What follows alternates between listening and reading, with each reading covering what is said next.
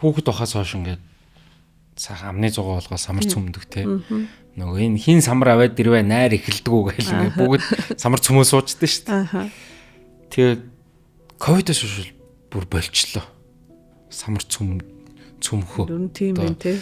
Тий, одоо энэ ерөн гар юм уу гэдэг.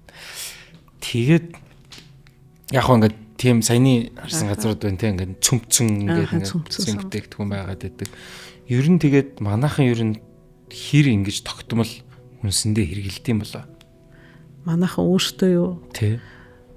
За одоо бид нар ингээд заримдаа хүн амын нөгөө хоол тэжээлийн судалгаагаа зарим нэг судалгааны хүрээнд хүмүүсээс ингээд асуумж авдаг байхгүй юу? Ингээд баахан Монголын тийм Монголд одоо өргөн хэрэгэлдэг хүнсний жигсаалт гаргаад ийм хэрэгэлдэггүй гэдээ асуухлаар хушны самар гэж хэлдэг хүн ер нь тийм үү? Бараг байхгүй. Пүү. Өөртөө уг нь тэгээд өчнөө экспортлж байгаа шүү дээ.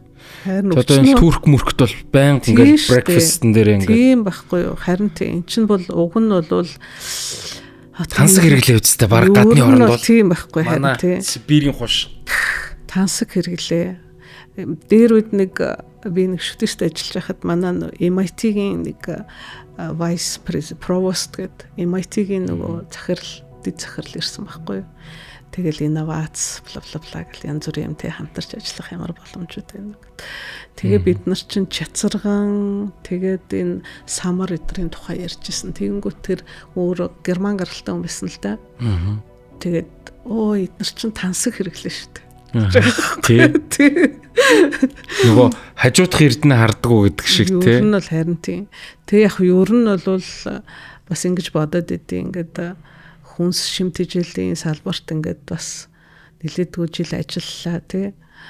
Бид нар одоо өөрсдийнхөө энэ дотоодод байгаа энэ өндөр чанартай тий өндөр одоо үндсийн болж болохоор энэ зүйлүүдээ үндсийн шингэх ёстой болоод байгаа хгүй ер нь бол юу гэхлээр одоо ингээд би одоо сая чамтай ярихаас өмнө нэг хуралд орж ирж байгаа хгүй. Тэнгүүд global value chain гэдэг ярьж байгаа хгүй. Дэлхийн одоо өртгийн сүлжээнд яаж орох вэ гэдэг. Монгол тий ямар бүтээгдэхүүнээр орох уу? Яаж орох уу?